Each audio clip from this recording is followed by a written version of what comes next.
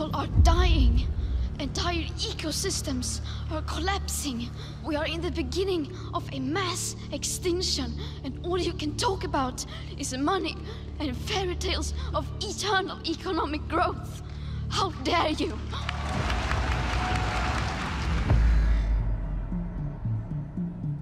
This is the story of how an eccentric environmental scare grew into a powerful global industry. It's a wonderful business opportunity, okay? You want climate, we'll give you climate. There's a huge amount of money involved, and this is a huge, big money scam. There are not just now billions, but there are trillions of dollars at stake. It's a story of self-interest and big government funding. People like me, our careers depend on funding of climate research. This is what I've been doing just about my whole career. This is what the other climate researchers are doing with their whole career. They don't want this to end.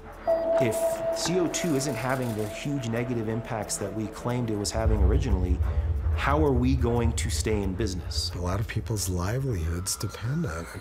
They're not going to give that up. This is a story of the corruption of science. There's no such thing as a climate emergency happening on this planet now. There's no evidence of one. The climate alarm is nonsense, you know, it's a hoax. I've never liked hoax. I think scam is a better word, but I'm willing to live with hoax. It's a story about the bullying and intimidation of anyone who dares to challenge the climate alarm. To speak up against or about climate change in any sort of skeptical way was essentially career suicide. Activists are even calling for any skepticism to be criminalized. It's the story of an assault on individual freedom. It's a wonderful way to increase government power. If there's an existential threat out there that's worldwide, well, you need a powerful worldwide government, you know, to cope with it. We see all these kind of authoritarian measures being adopted in the name of saving the planet. You've suddenly got the population under control all over the world.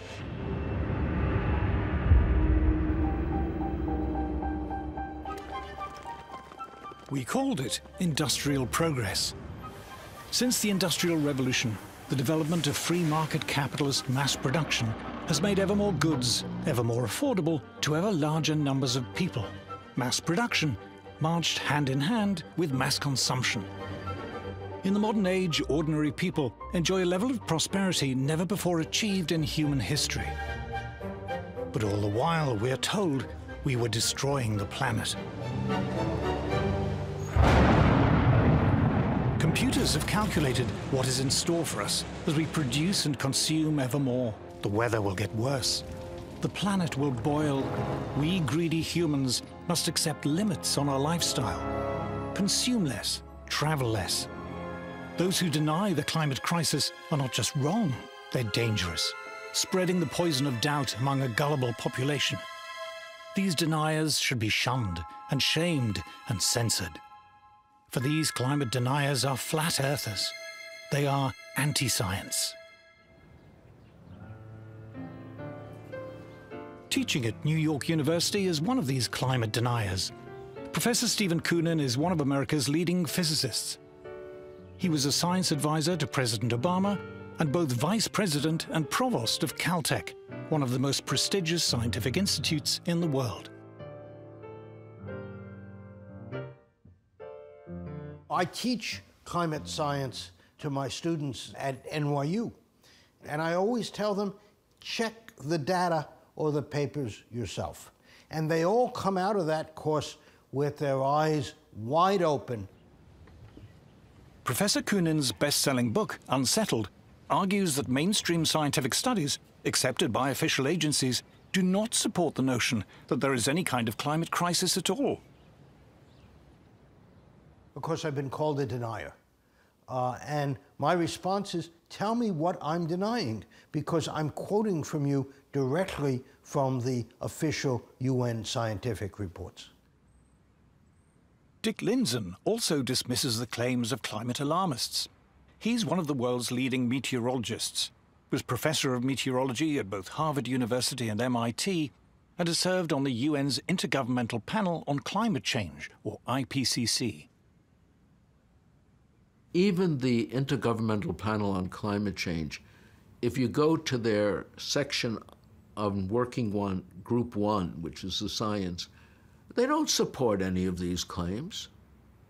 And I assure you, having served on it, it's biased, but you couldn't get any real scientists to agree some of the nonsense that's being promoted. Will Happer is also a denier and is another of America's leading physicists. He has been science advisor to 3 presidents and professor of physics at both Columbia and Princeton University. There's this mischievous idea that's promoted that scientific truth is determined by consensus. In real science, you know, there are always arguments. No science is ever settled. You know, it just is absurd when people say the science of climate is settled. It's not. There's no such thing as settled science, especially climate. Dr. John Clauser is one of the most respected scientists in the world. In 2022, he was awarded the Nobel Prize for Physics. The science that's being done is appallingly bad, in my opinion. There are a large number of scientists who are in violent disagreement. They refer to themselves as skeptics. Since I am no longer worried about losing funding or a job, whatever, I call myself a climate change denier. These very eminent and respected scientists, and others like them, are not flat earthers. They do not deny science. So what's the evidence that has caused them to dismiss the climate alarm as nonsense?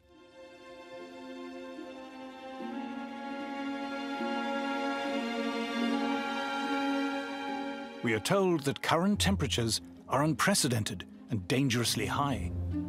It's possible to check if this is true because we have evidence of Earth's climate history dating back hundreds, thousands, even millions of years. The desert of Judea by the Dead Sea.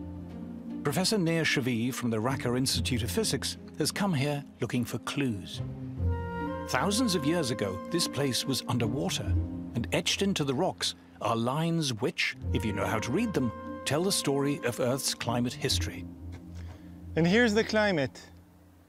We're at the lake bed of what used to be Lake Lisan. It's a lake that existed until the end of the last ice age. Back then, the lake level was maybe 100 meters above where we're located. When we want to reconstruct climates of the past, we have to look for evidence, for clues. And when the lake existed, it had deposits. And by looking at these layers here, we can actually reconstruct how the climate has changed. Warmer water means more life, the accumulation of more shells and bones from sea creatures, and other changes that are reflected in the ancient layers of the lake bed. The lines act as a kind of thermometer, and this is just one way geologists can reconstruct past climate. In other places, we can go to stalagmite caves and see the annual rings that you have in the stalagmites, or we can drill cores from the bottom of the ocean and then look at layers there, or many other places. But here, I think this is one of the nicest places because you can actually see how the climate has changed. So when we look back in time, what do we find?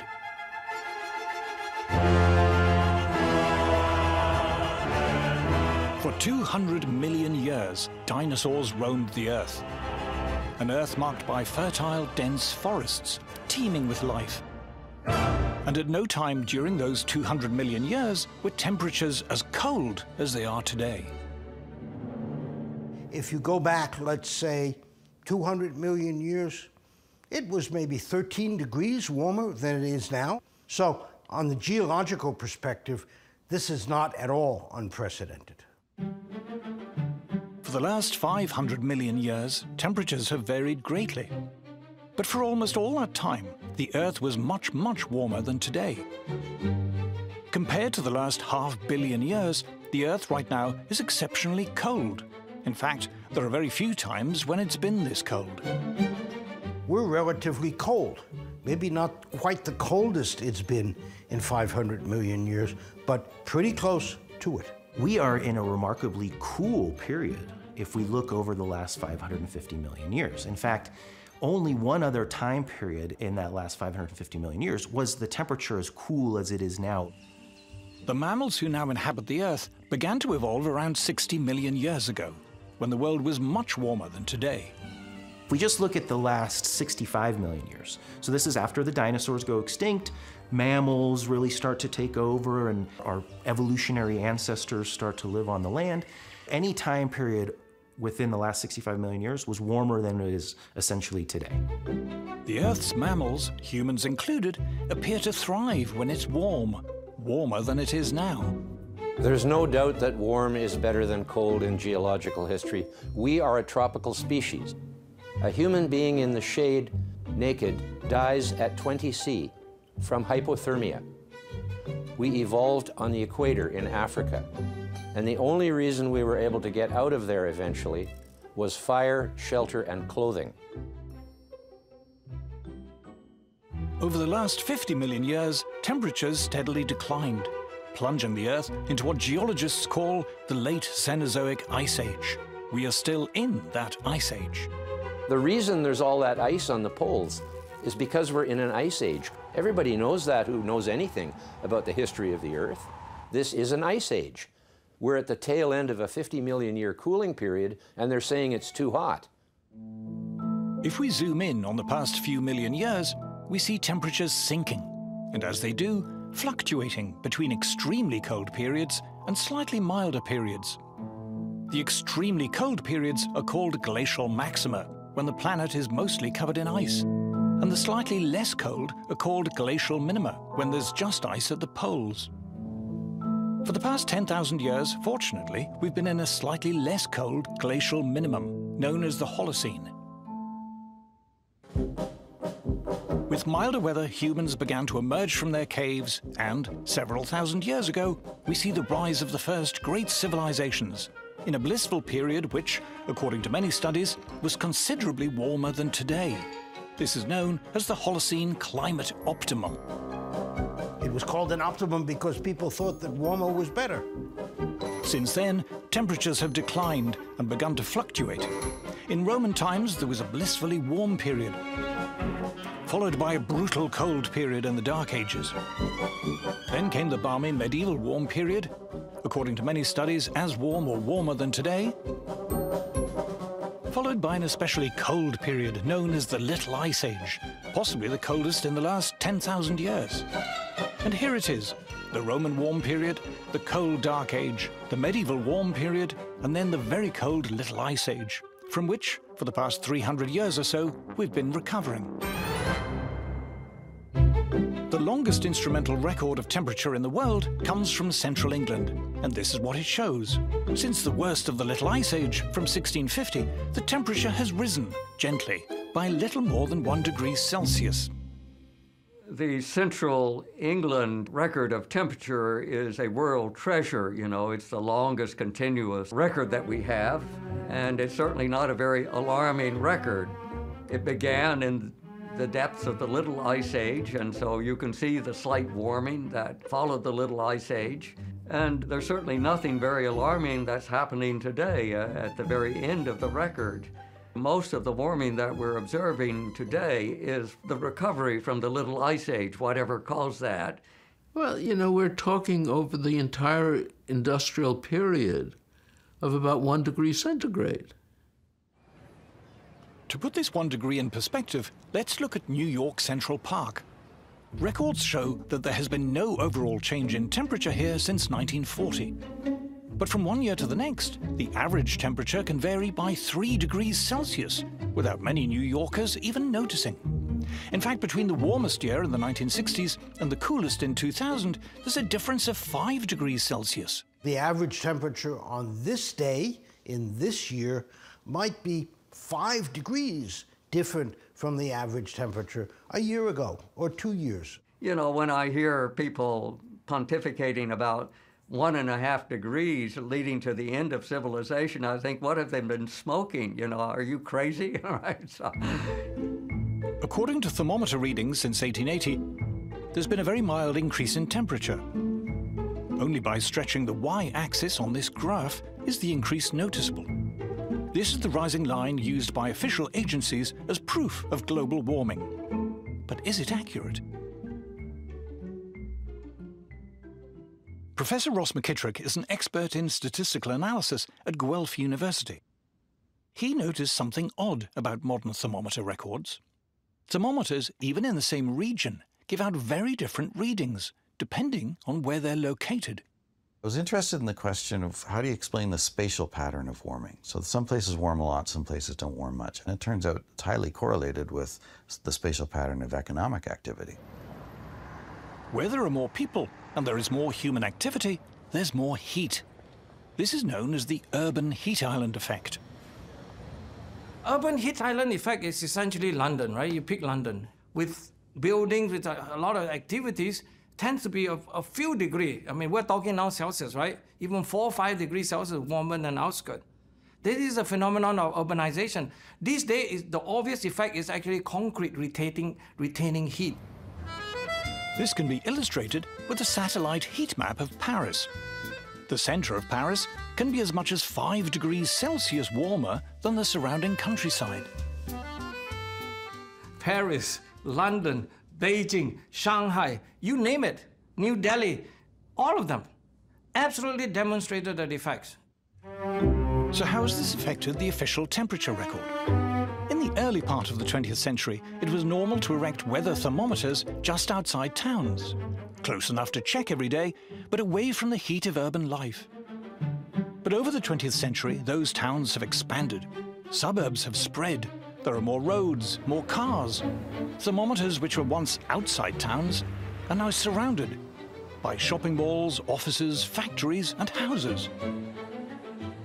These towns and all the locations where thermometers are located, on average, they've all grown in population, let's say since 1880. You've got buildings growing up around the thermometers, you've got parking lots, so you've got all of these non-climate influences which are affecting the temperatures, which raises questions about the quality of thermometer data for monitoring global warming.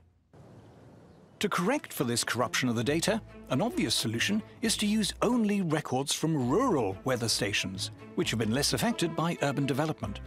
This has now been done by a team led by Dr. Willie Soon. We combine all the best rural stations, anything that we can correct for, we correct for, and we show if you just don't use this data set and use only rural, you get a very different kind of picture. According to rural temperature records, temperatures rose from the 1880s, but peaked in the 1940s. Then there was a marked cooling until the 1970s. After that, temperatures recover, but are still today barely higher than they were in the 1940s.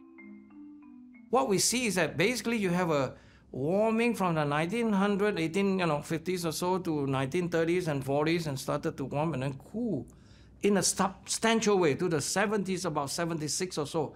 Instead of a long-term systematic warming trend, it has a variability, multi-decadal, like every 50, 60 years or so, kind of a variation. It's not just rural thermometers that show little warming. Merchant ships and other naval vessels have been measuring the temperature of the sea since the 19th century. In red, we see the land temperature record since the 1860s, which has been inflated by urban thermometers. But in blue is the ocean temperature record. From around 1900, the two begin to diverge. Ocean records show far less warming in the 20th century, and the pattern more closely resembles the rural temperature record. Sea is not supposed to be, quote-unquote, contaminated by urban heat island effect. Am I right? Yes? So when we compare the two records, within the range of uncertainty, this behavior actually fits. Scientists have also studied temperature change by looking at tree rings, which again shows very little warming. There's a gentle rise till the mid-20th century, a cooling to the 1970s, followed by a mild recovery. Once again, it shows temperatures today are barely different to those of the 1930s and 40s, and the pattern closely resembles rural temperatures.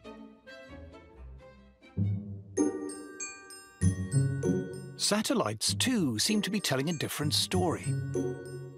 Our ability to measure global temperature accurately took a leap forward when satellites began to orbit the Earth. One of the scientists who pioneered the use of satellites to measure temperature is Dr. Roy Spencer, who in the 1980s was senior scientist for climate at NASA's Marshall Space Flight Center.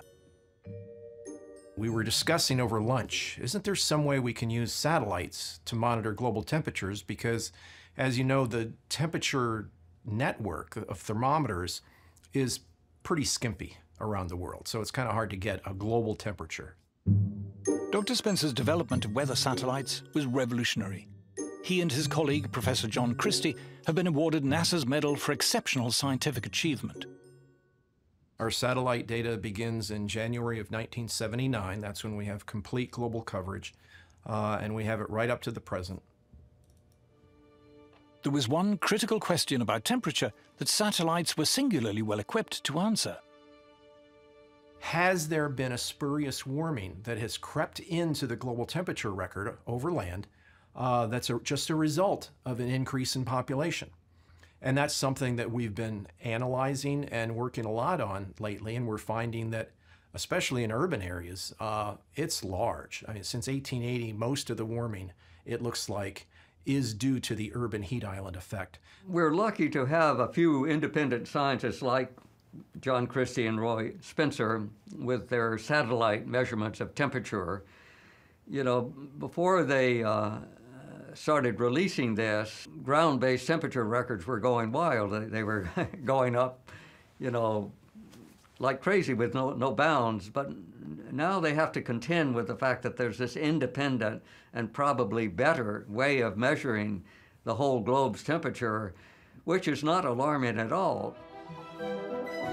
Evidence from multiple sources now agree that the official global temperature record, as used by world governments and reported in the world's media, is showing far too much warming over the last 120 years, artificially inflated by urbanization.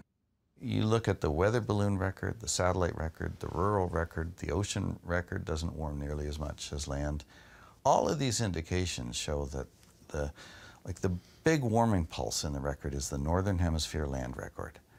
And that's also where most of this data contamination is happening. But of the mild warming that has taken place in the last 300 to 400 years, can any of it be attributed to human emissions of CO2?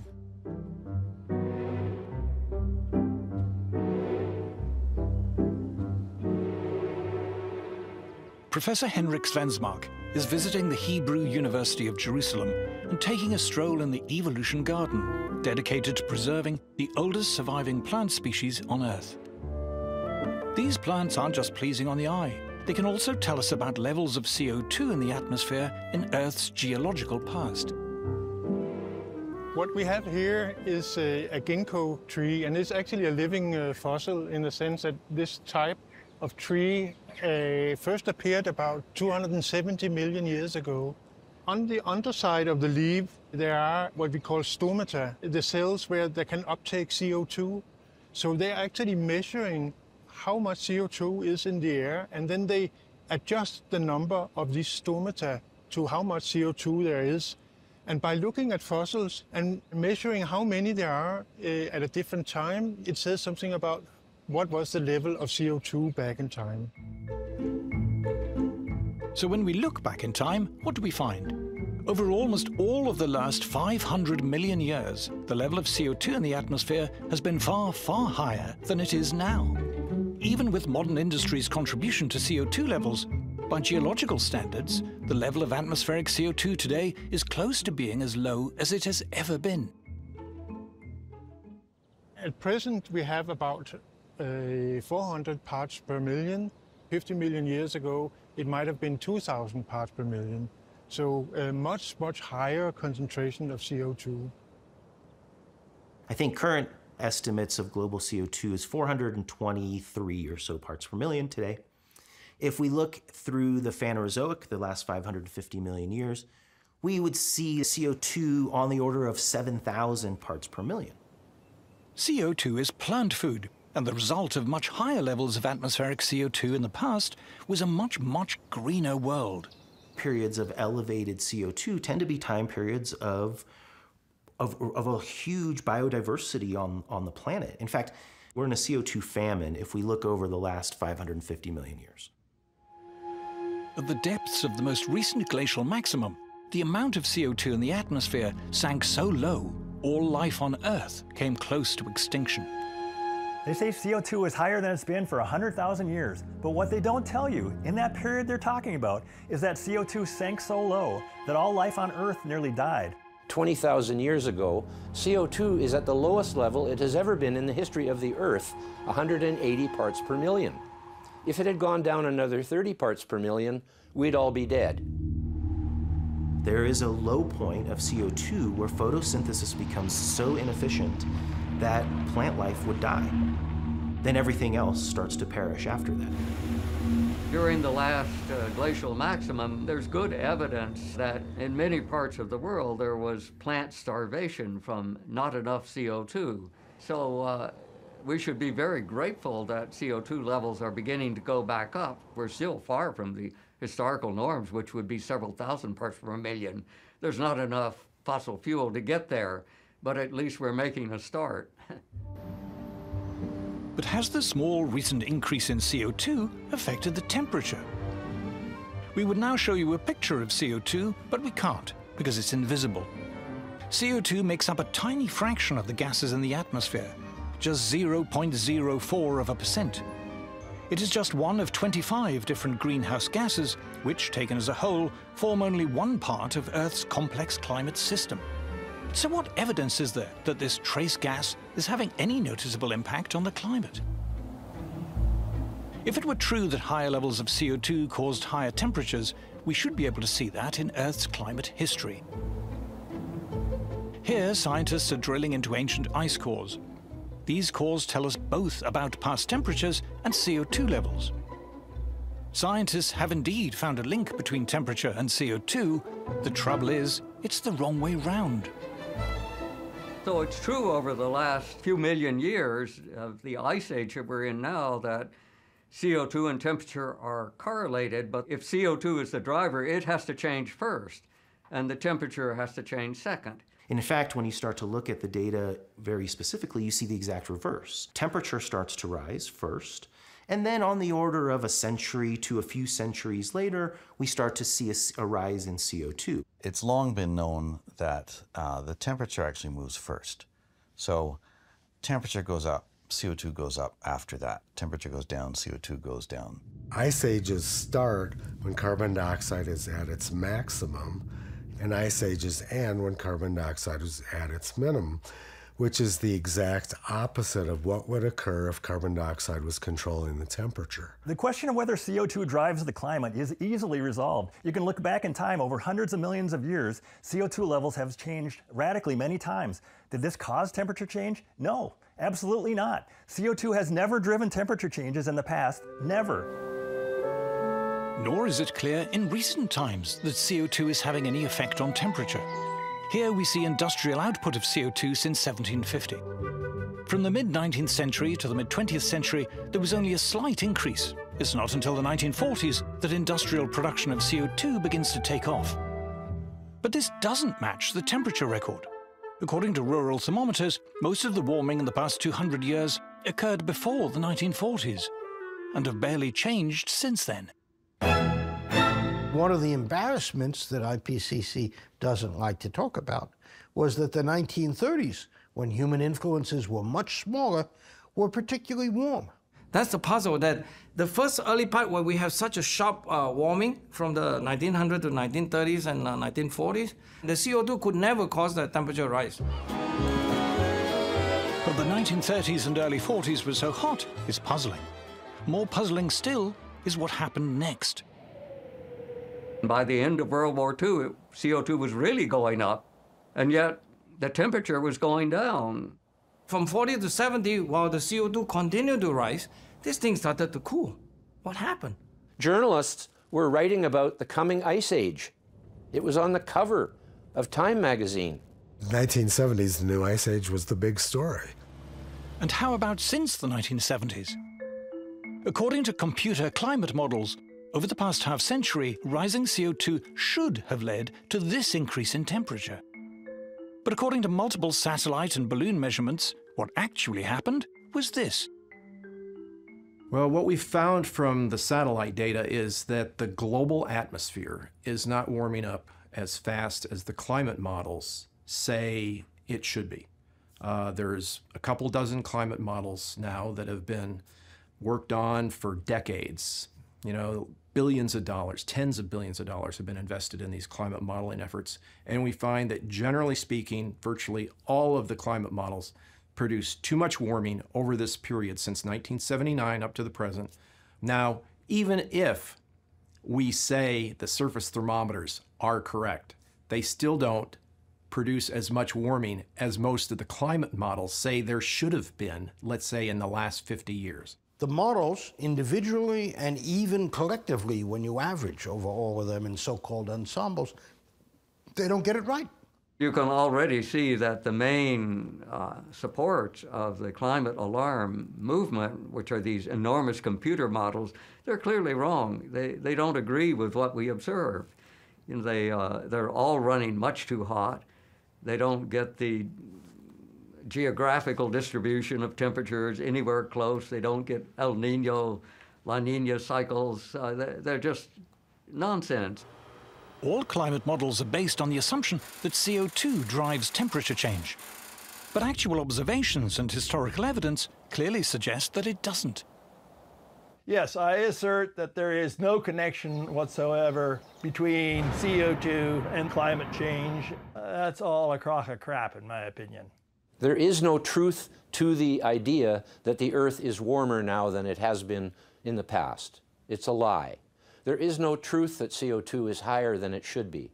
That is a lie. Earth's climate has changed many times over the course of its long history and will continue to change without any help from us. Climate always changes, you know. Who denies climate change? It's always changing. But if CO2 doesn't drive climate change, what does?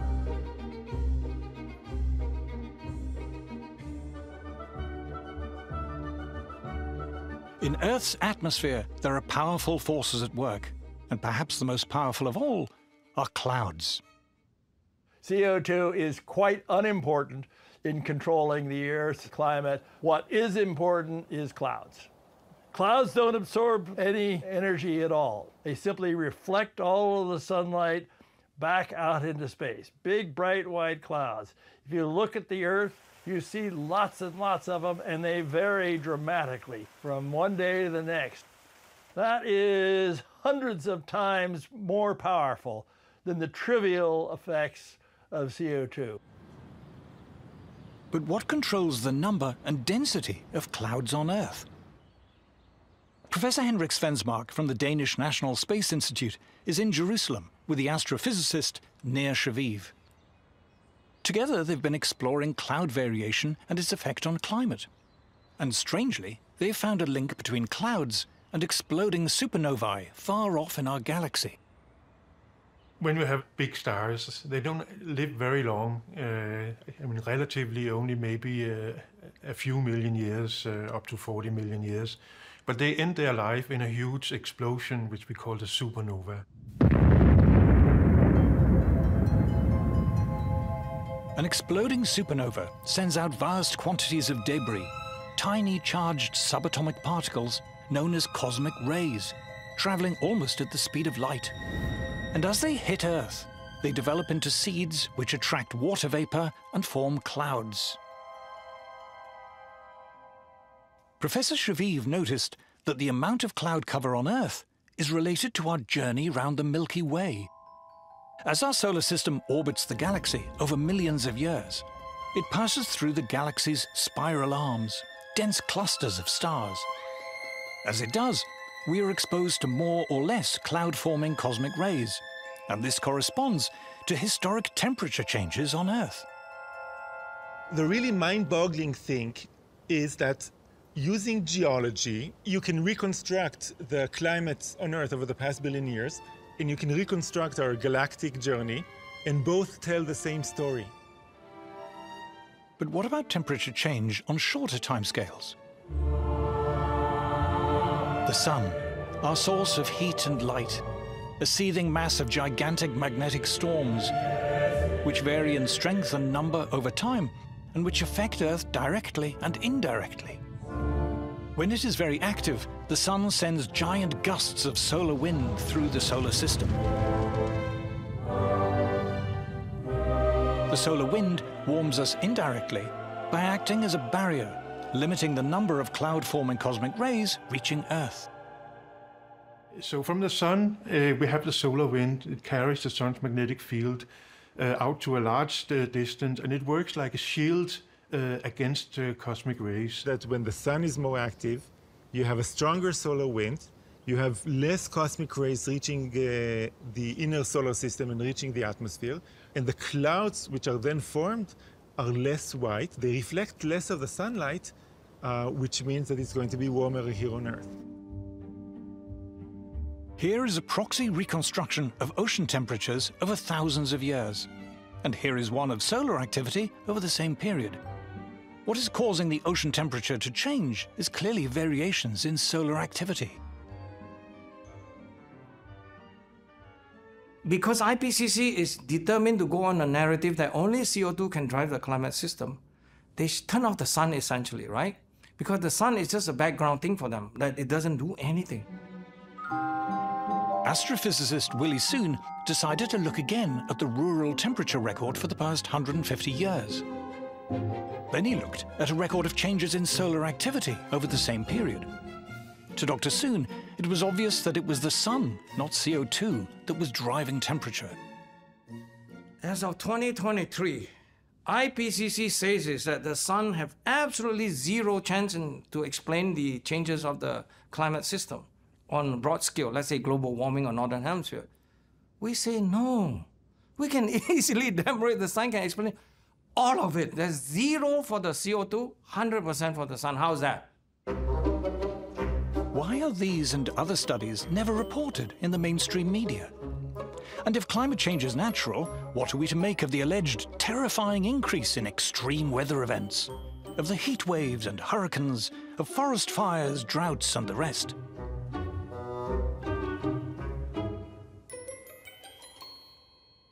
My first instinct as a scientist, and what I teach my students, is, well, let's look at the data. And when you do that, you discover, as you can read in the IPCC reports themselves, that it's pretty hard to find trends in extreme events, much less attribute them to human influences. You've now had decades of putting the idea in people's heads that any time the weather's bad, it's climate change and greenhouse gases. So I think people at this point can't help themselves. If you have a heat wave, immediately everybody's thinking, oh, what have we done to the weather? If somebody says in the news this is the warmest day since 1980 or something, well, you can look up the temperature records and see for yourself whether it was in fact warmer in the 1930s, as it often is. US temperature records are the best in the world. And here is the official US government record of heat waves in the US over the past century. It shows very clearly that the 1930s were far more prone to heat waves than we are today. Not only were there more heat waves in the 1930s, the heat waves then were much hotter than those of today. Likewise, official figures show that the number of hot days in the US has markedly declined. The United States was much hotter in the 1930s. North Dakota reached 121 degrees. South Dakota was 120 degrees. Wisconsin was 114 degrees. These sort of temperatures are just completely out of range of anything people experience now. A common mistake is to suppose that higher average temperature will mean more hot weather. But this isn't true. Here again is the Central England temperature record, the longest instrumental temperature record in the world. Summer temperatures over the past 300 to 400 years, since the end of the Little Ice Age, have barely changed at all. It is winter temperatures that have been slightly rising. The Earth's climate has not been getting hotter, it's been getting milder. That's certainly being observed all over the world. If you look at temperature records, high temperatures are almost unchanged. But cold temperatures at night or during the winter are going up a little bit. Not very much, but you can measure it. When the average goes up, it's really more due to the coldest temperatures getting warmer. So the temperatures getting milder rather than getting hotter. What about the increasing number of wildfires we're often told about? If you look at the actual number of forest fires from satellite observations, the actual number is going down.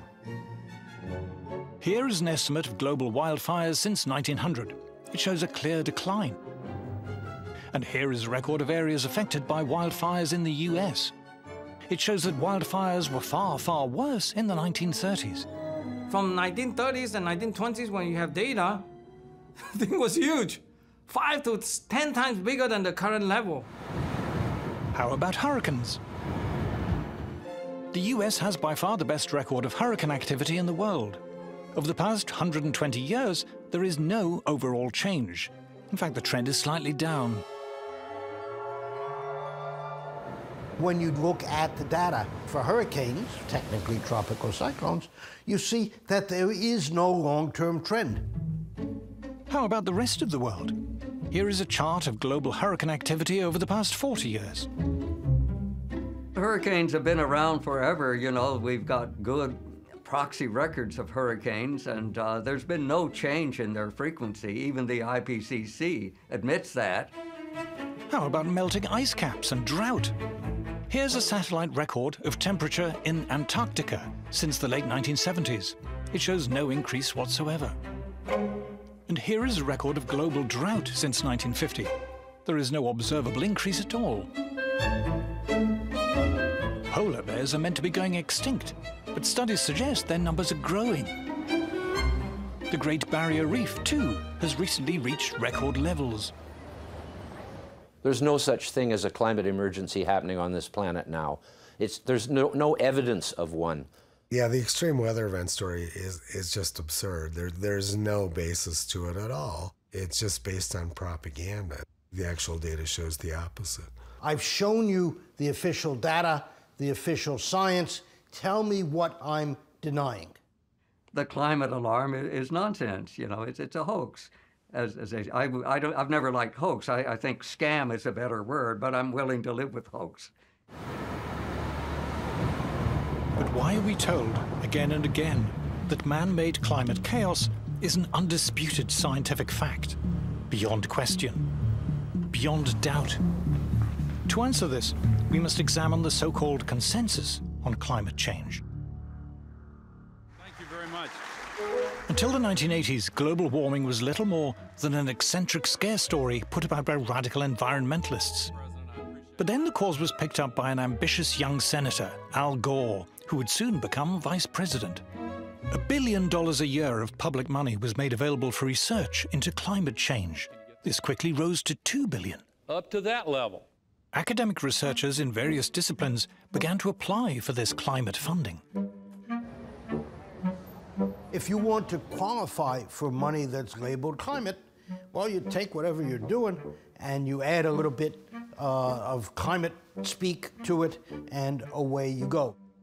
You're dealing with the sexual habits of cockroaches. You'll add, and the impact of climate. So all I have to do is add a little wrinkle to my grant application to explain how, well, I'm worried that climate change will mean the death of all the maple trees. And so right away you qualify for funding. Academics of every kind lined up for climate funding. Climate became an exciting new area of interest for sociologists, biologists, professors of English literature, lecturers in gender studies, and many more. And it also served to create a community. I mean, you know, you've become a climate scientist now, even though you know nothing about the physics of climate. Thousands of papers were published on climate change and prostitution, climate change and beer, climate change and the Black Death, climate change and disability, climate change and video games, and everything else imaginable. There's an almost comical list of studies out there. Just do a Google search on climate change and everything comes up. Few of these papers ever questioned whether climate change was actually true.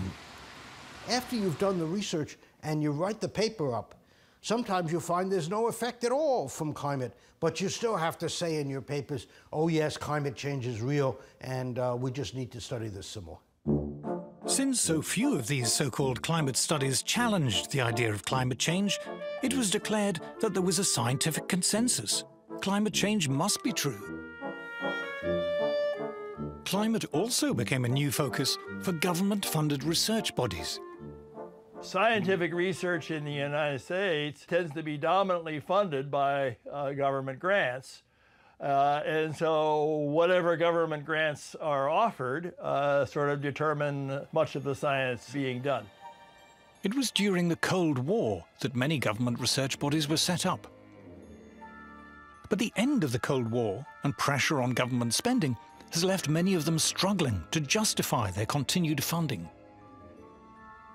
The United States Congress only funds problems, okay? Research into problems, whether it's money that goes to NASA or NOAA or National Science Foundation or Department of Energy or any other alphabet soup, organization. It's always been a problem to support your research or your existence, or raison d'etre. And so climate was a godsend. If Congress is willing to pay you to find evidence of global warming, by golly, as a scientist, we're going to go find evidence of it, because that's what we're being paid to do. And guess what? If you don't find evidence, or say the evidence suggests it's not a problem, your funding ends. This totally corrupts the way we look at the science. Who was the famous gangster asked, "Why do you rob banks?" And he said, "Well, because that's where the money is." The climate alarm brought funds, and the bigger the supposed threat, the more funds seemed to flow. The publicly funded science establishment now had a direct financial interest in playing up the alarm. So there's a huge incentive to over-exaggerate or to speak in hyperbole, even if the data doesn't support exactly what you're saying, because that's what brings the funds. I was in that boat. I was someone that was defending climate change as a grad student quite a bit, because the truth is I didn't give it too much thought, but I thought, well, it's getting a ton of attention. It brings a ton of money into the earth sciences. Even if I don't buy all the hyperbole, what's the problem?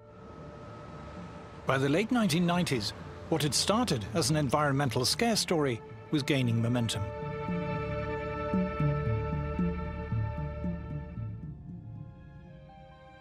Western governments and their senior civil servants were more than willing to address the climate problem.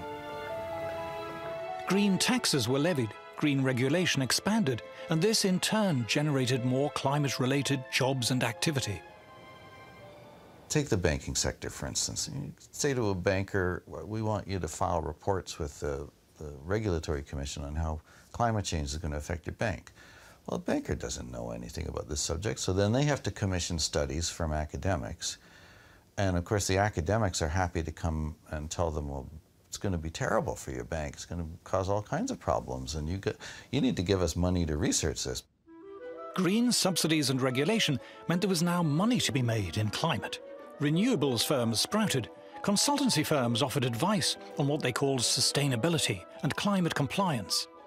It's a wonderful business opportunity, okay? You want climate, we'll give you climate.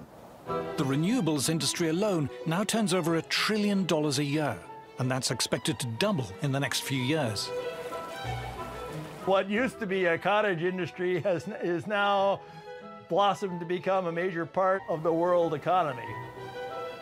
The growth of this climate industry has seen an explosion of highly paid green jobs. Chief sustainability officers, carbon offset advisors, ESG consultants, climate compliance lawyers, and countless others. Students started to come into our departments as earth science departments with a focus on climate. That never happened before. But they started to look at their career prospects, and they were smart, and they were looking at who's hiring. And the fact of the matter is that everything in the hiring pool had climate somewhere attached to the name. I started a few years ago seeing programs like a master's degree in climate finance. And I just went, what on earth is climate? I understand what a master's degree in finance is. Well, now you need a university that's going to teach this program. You need professors of climate finance. Every single school or university or business will have a climate officer or climate officers and a climate program. And you look at any of these institutions or businesses, you will find they all are signed up to it, and anyone who hasn't signed up will come under pressure. At the last gathering of the publicly funded UN's IPCC, 70,000 delegates flew in from around the world. Government bureaucrats, green NGOs, carbon sequestration consultants, environmental journalists, heads of renewables companies. But this is just the tip of the iceberg. Many hundreds of thousands of jobs worldwide now depend on the climate crisis. You start building this enormous population whose job is to manage the crisis and also explicitly to make sure that people are alarmed about the crisis, because this whole industry depends on the existence of the crisis. But therein lies the one great threat to this multi-trillion-dollar industry. All the jobs, all of the funding are totally dependent on there being a climate crisis. If CO2 isn't having the huge negative impacts that we claimed it was having originally, how are we going to stay in business? How do we justify our existence if climate change isn't this existential threat that we claimed it was over the last 4 decades or so? People like me, our careers depend on funding of climate research. This is what I've been doing just about my whole career. This is what the other climate researchers are doing with their whole career. They don't want this to end. If NASA said global warming's not a problem, where does their funding disappears, right? So they can't say that. I mean, you've got the United Nations Intergovernmental Panel for Climate Change. If they said the climate isn't changing, they'd have no reason to exist. The IPCC has a self-preservation instinct to show that climate change is an existential threat. Otherwise, there's no reason for them to be collecting the money and doing the work in the first place. There are not just now billions, but there are trillions of dollars at stake. There's a huge amount of money involved. This is a huge, big money scam. A lot of people's livelihoods depend on it. They're not going to give that up. If suddenly the notion becomes apparent that this is not such a problem, you're going to see that as an existential threat. Scientists who studied the natural causes of climate change began to be viewed with suspicion, as 2 Harvard astrophysicists discovered. How much does the sun change, and how does it change, and why does it change? And then we didn't even want to get into the temperature record, the climate thing. Immediately they will come after it, because when we started to estimate that the sun changed by quite significantly in terms of climatic sense, immediately the attack is there. Because it's not following the narrative, because they need the CO2 to be the only one, the only dominant player. When you tried to say, well, gee, we're just looking for the background of natural variability, the response would be, we can't have natural changes as an effect. It has to be human-caused. And some of that was directly stated, but most of it was indirect. Your funding for this kind of project will be dropped. This kind of project doesn't go anywhere. By that time, anything that contradicted the narrative of global warming as a serious problem was not going to get funded. Editors of academic journals came under pressure not to accept papers which were deemed to be skeptical of the climate crisis. We will not publish anything that questions this. I mean, it's not something surreptitious. Scientists who dared to point out in public that there was no climate chaos began to be sidelined and shunned. If a scientifically qualified person stands up and says, we don't see an upward trend in the data on Pacific typhoons, well, suddenly they lose standing to address the topic of Pacific typhoons, not because what they said is wrong, but because it's off message. They can marginalize any kind of criticism of the narrative by saying, you're not qualified to talk about this because you don't support the narrative.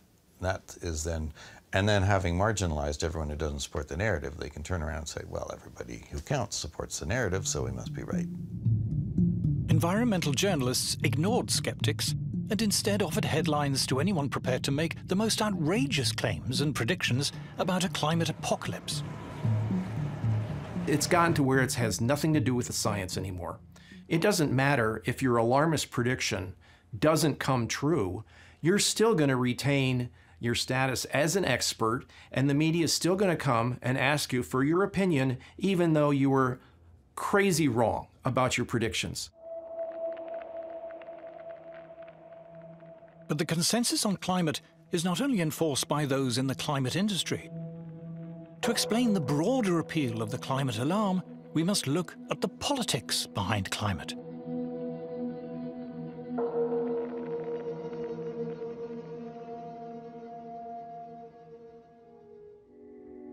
From the start, the climate scare was political. It came from the environmental movement, the sworn enemy of free market industrial capitalism. Finally, we've got them.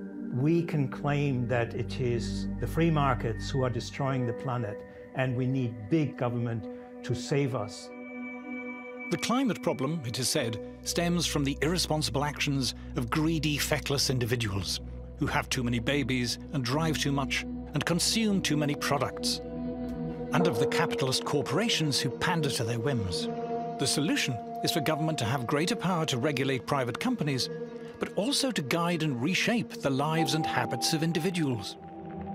Policy agenda has sprawled into micromanaging everybody's lives on the most minute detail. What kind of stove you can use, what kind of heater you can have, how much you can set the thermostat out, where you can drive, what kind of car you can't.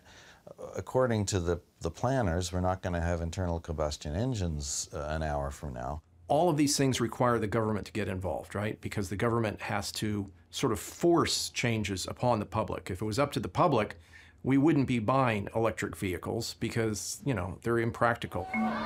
Support for the climate alarm is now virtually synonymous with disdain for free market capitalism and a yearning for bigger government. It's liberals versus conservatives in the United States. And generally speaking, liberals are worried that we're destroying the planet. And they're also, of course, for big government. And then conservatives are at the other end of the spectrum, where a lot of them don't believe that we're destroying the planet, and they don't want government involved in their personal lives. Paying lip service to the climate alarm has become almost universal among those who depend on government for their livelihoods. This includes those in the publicly funded education, arts and science establishments. Tony Heller recalls his time at Los Alamos Labs. The entire county of Los Alamos was kept going by government money. That we had the highest incomes in the state. So naturally, people who lived in Los Alamos supported big government because that was where their livelihood came from. That was where their good schools came from. You know, everything good in Los Alamos came from the government. So of course they were all believers in big government. Among the largely publicly funded Western intelligentsia, support for more government spending and regulation is almost a defining moral badge. In these circles, to question the climate alarm is socially unacceptable. To be a climate skeptic is taboo. Somebody that goes against it really does get met with a lot of anger and vitriol, and you know, you're called a denier, a science denier, and a heretic. Your colleagues won't engage with you anymore. You don't get invited to conferences. Your students may desert you. This is all really terrible. Professors Hendrik Svensmark and Nir Shaviv describe what happened when they published their results on the climatic effects of solar activity. It was like all hell had broken loose because of this work. I had no idea that things would escalate as they did, and it completely changed my life. Once we said that, people didn't like hearing it, and we became a persona non grata. I mean, I have so many instances of people doing really nasty things.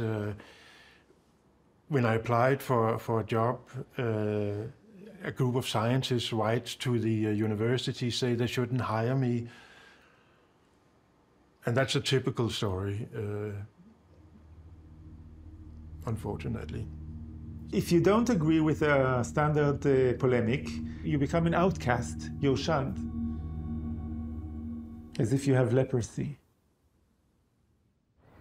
For Professor Sally Baliunas, the personal attacks became too much. I retired early. And my family said I should have retired even sooner, years sooner. So they noticed the toll. It took a toll on them and me. Dr. Matthew Wailicki was an assistant professor of geology at the University of Alabama when he decided to speak out about the climate scare. As a result of the backlash, he has decided to leave teaching. To speak up about climate change in any sort of skeptical way was essentially career suicide, absolutely. There was no possible way that I would publish in quite a few of the mainstream journals that I was required to publish in. I essentially isolated myself from many of the funding institutions.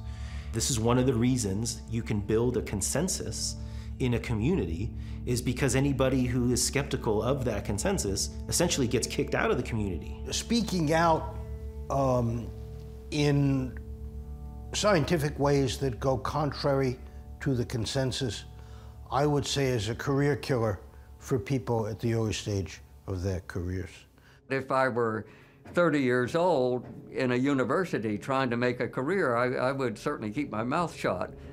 And in fact, I went to some effort to keep my mouth shut when I was younger. I knew climate was nonsense then, but I was a little bit careful. If a young person is questioning this, they can't put that in a proposal. The proposal will be denied, and they can't effectively publish because the gatekeeper will keep them out. And so it would end their career. You have to go along with the global warming story. If you don't, you're going to get cut off, you're going to lose funding, you're going to get your career ruined, you're going to be trashed by the community, you'll be despised by your coworkers. The so-called consensus on climate has itself become a weapon, a form of bullying, intimidation, and censorship used against those who refuse to conform. It's a tool that people use to bludgeon their opponents and the skeptics and to attack their character. According to its critics, far from being scientific, the militant, intolerant climate consensus represents a devastating assault on free scientific inquiry. I see my job as a scientist as just laying out the facts and letting people decide what they want to do. When you can't talk about the facts, things become corrupt. If you shut the door on ideas, if you say you're not allowed to test it, you're not allowed to have that idea, you've left the realm of science. I don't think climate researchers will ever back down from their claim that increasing CO2 is the control knob on today's climate system. I don't think they will ever back down from that, no matter what the evidence is. It's clear it's now a cult completely divorced from science. But the apparently unstoppable climate scare does not just represent an attack on science. It is starting to shape for us a new kind of society.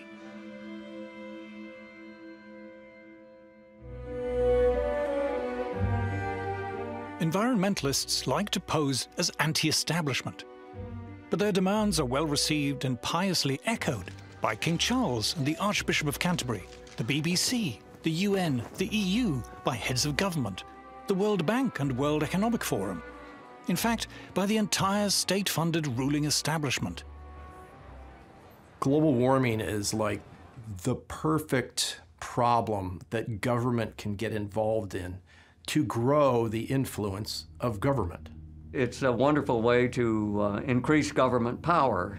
And if there's an existential threat out there that's worldwide, well, you need a powerful worldwide government, you know, to cope with it. If you're a climate activist, you're actually facilitating a huge validation of the government running our lives. Many environmentalists, most environmentalists, all environmentalists who consider themselves to be radical, progressive alternatives are in fact simply reinforcing the mantras and the mainstream arguments of the entire establishment. The demands on the government mean that the government suddenly gains the authority to interfere into every nook and cranny of our lives and how we live. Everything has a climate narrative attached to it. How much you consume, where you spend your money, how much you travel, who you interact with, what types of food you eat, whether you eat meat. Everything has some sort of aspect that can be controlled with a climate lens. Suppose 20 years ago somebody had hatched the idea that I would really like to ban cheap energy. I'd really like to control everybody's appliance purchases. I'd really like to tell everybody where they can go. And basically, I'd like to have dictatorial control over everything. Well, it's not going to fly. No, everybody would think you're a nut and would ignore you. But fast forward 20 years, that's what's happening. The publicly funded establishment in the West is so large and powerful. It is able to impose and enforce the official consensus on climate through its control of schools, universities, government, and much of the media.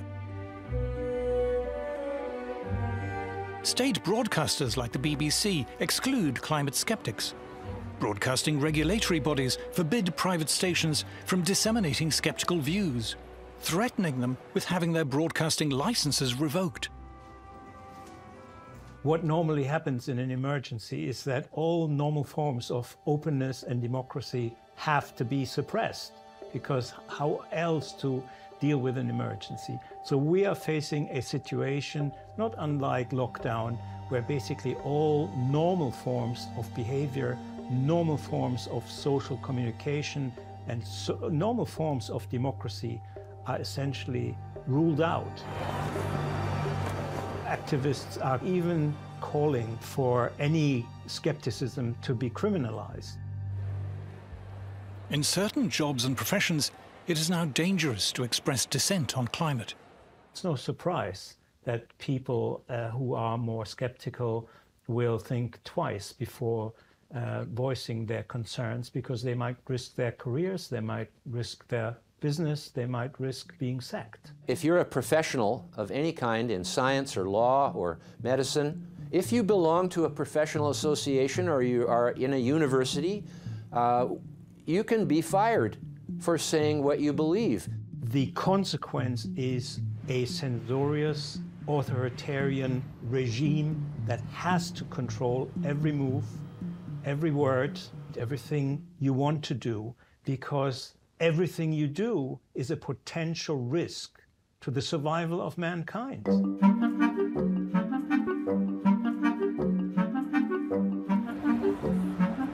Climate protesters condemn capitalism, but at their anti-capitalist rallies, it's hard to spot anyone who looks like a worker, like a docker or crane driver or steel worker or a beautician or a trucker. The workers, it appears, are totally absent from these rallies, and for very good reason. Today's climate alarmists complain not that capitalism isn't producing enough, but that it's producing too much. The modern capitalist system has led to prosperity. More and more people have more and more things. The modern anti-capitalism of the present time is a critique of capitalism that it gives us too much. They think that the problem with capitalism now is actually that it's giving out too many rewards en masse to ordinary workers. And what they want instead, and this is often very explicit actually, is a much more austere, simple kind of lifestyle in which the mass consumption, the consumption choices of the great bulk of the population are controlled or even prohibited. You have to consume less, you have to holiday less, you have to drive less, you have to eat less, and so on. It seems that what upsets many environmentalists is not the failure, but rather the success of capitalism in producing an abundance of affordable goods for the masses. Ordinary working people, for once, we've arrived at a point in history, in the Western world at least, where mass manufacture has allowed them cheap clothes, cheap food, cheap furniture. Therefore, you get a clash when affluent environmentalists express their disdain for mass consumption. People going on those big, huge cruise ships, it's like thousands of them. It's like, what are they doing? Oh my God, there's all those cruise ships, like ruining Venice, you know, ruining all our beautiful... We own them, don't we? They're not... What are they going there for? What you have here is a classic example of class hypocrisy and self-interest masquerading as public-spirited concern. You could take these kind of green socialists much more seriously if they lived off-grid, they cut their own consumption down to the minimum, they never flew. Instead, you get constant talk about how human consumption is destroying the planet, but the people making all this talk show absolutely no signs of reducing their own. What environmentalists call degrowth is being achieved by the trashing of our conventional energy and transport systems, and the forced introduction of expensive and unreliable alternatives. Already this is having the desired effect on industrial manufacturing, which is straining under the burden of punitive green taxes and regulation and higher energy prices. The people behind the climate alarm couldn't give a damn about manufacturing. They have nothing to do with it. They don't know people who work in manufacturing, whose jobs and lives depend on it. They're not excited by industry or industrial progress. They explicitly want to shut it down.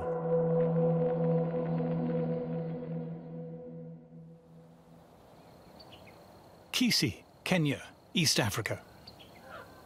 According to many leading environmentalists, the world's poorest people should not aspire to the lifestyle of people in the first world. The planet will not cope.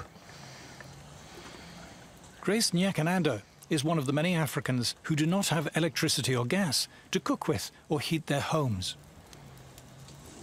The resulting indoor smoke from burning wood and dry dung is the deadliest form of pollution in the world. For millions, the cause of lung disease, blindness, and early death.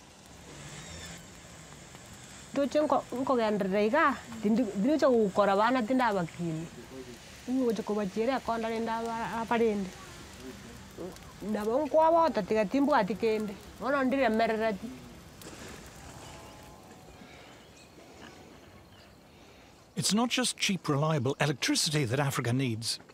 Agricultural productivity here is incredibly low. Increasing it takes fossil fuels to make fertilizer and drive tractors and other farm machinery. Jasper Mashogu is a farmer. Each and every African wants to develop, and improving agriculture is one of the easiest ways to do that. Agriculture is tightly tied to fossil fuels that the Western nations are saying we should not have access to. Around a third of the food produced in Africa rots before it ever reaches the mouths of consumers. To prevent this terrible waste, Africa needs plastic packaging, refrigerated lorries, and good roads. All are opposed by Western environmentalists. All come with industrial development. All rely on affordable fossil fuel energy. Diarrhea from drinking dirty water still kills hundreds of thousands of African children. But clean water requires large industrial water purification plants and a modern water supply network. And this will come only with cheap energy. I think it's pretty obvious that the West has got what it has because of fossil fuels. When people say Africa doesn't need fossil fuels, I wonder. I don't think they want what's best for us. They don't want us to develop, and that means we continue being starving, we continue being poor. Most people don't know what climate change is. They don't care. They want food on their table. They want to beat poverty. They want to beat hunger. They need money to better their lives. They want to flourish. That's just it. When they use the word sustainable development, they're talking about no development. Exactly. I mean, the point is that, you know, to develop sustainably means not to use too much energy, not to use too much carbon, you know, net zero, the idea that you mustn't use too many resources, the fact you mustn't produce enough consumer goods because consumption is bad. So ultimately, you know, the idea of development is out the window. The Greens think the Africans should never use their resources the way the Europeans or the Americans or the Canadians or the Australians have used theirs. They are also in favor of punitive taxes, border taxes on any African country that wants to export their goods to Europe if they do use their resources. So that sums up the ethical ruthlessness and depravity of the green agenda. But climate alarmists have a problem. Many countries in Africa and across Asia are simply ignoring the environmentalist demands of Western governments and international agencies. Communist China is estimated to be building an average of 2 new coal power plants a week. China now uses more coal than the rest of the world combined. Which is one of the reasons why this whole climate agenda is falling apart, because the rest of the world is not cutting emissions, is not moving to renewables. In the West, too, for many people, climate alarmism is wearing thin. Ordinary people are not stupid. They have seen one ridiculous claim after another fail over and over. What this does is leave people with a profound and justified cynicism about what the scientific establishment says and about what the government says. To fix the climate crisis, we're told, we must give up our cars. We must pay more for fuel, heating, clothes, food, fly less, limit where we go. This attack on mass travel, mass tourism, mass consumption holds little appeal to the masses. People have started to realise it's going to cost them a lot of money to simply live the lives that they weren't leading, that they want to lead. And as soon as that started to happen, I could see people in the United Kingdom who had previously been indifferent to environmentalism suddenly think, how dare they do that, right? How dare they try and take away what we consider to be not luxuries, but necessities. The whole policy of sustainability is about restraint. It's about restriction, it's about doing less. And that, obviously, for most people is anathema to their everyday needs. The fact that there is actually an ideological movement of people who think that cheap mass production of whether it's houses or anything else is a problem. I mean, for God's sake, no wonder people become disdainful of the kind of middle-class outlook of environmentalism. But that is literally what people say. How can we stop people buying cheap things in shops? When climate protesters climbed onto an underground train in London's East End, they were not cheered on by working commuters. They were hurled abuse, pelted, angrily dragged off the train, and received rough treatment on the platform.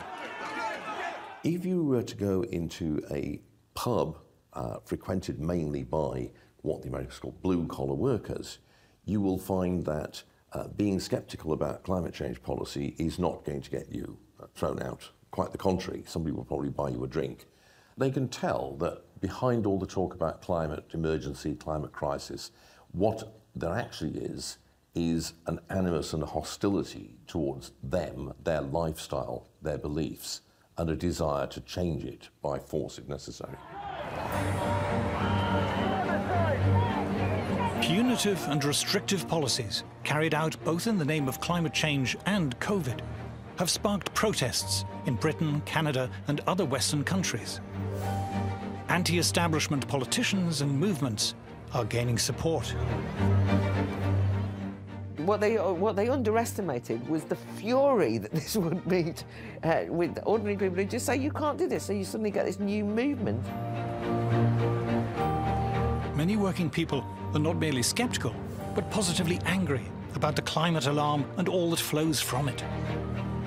There is a suspicion, or perhaps realization, that climate change is an invented scare, driven by self-interest and snobbery, cynically promoted by a parasitic, publicly funded establishment hungry for ever more money and power. An assault on the freedom and prosperity of the rest of us.